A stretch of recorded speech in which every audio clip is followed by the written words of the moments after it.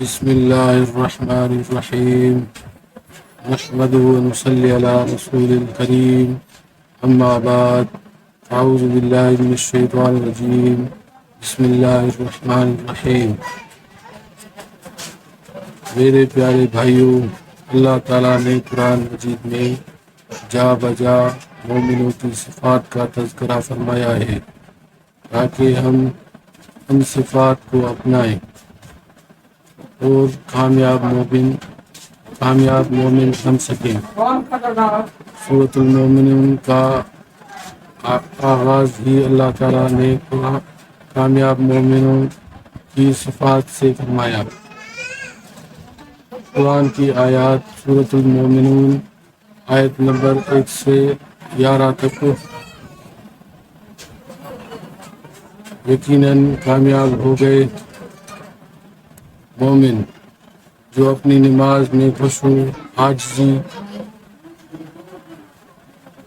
اختیار کرتے ہیں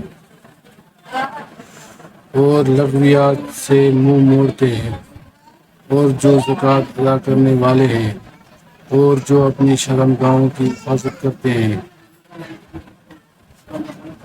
محترم سامعین، ہم سب چاہتے ہیں کہ دنیا اور آخرت میں کامیابی حاصل ہو، لیکن اللہ تعالیٰ نے کامیابی کا جو معیار بتایا ہے وہ ایمان اور نیک اعمال ہیں۔ سورۃ المومنون آیت نمبر 7 صفات بیان کی گئی جو ایک سچے مومن کی پہچان ہے۔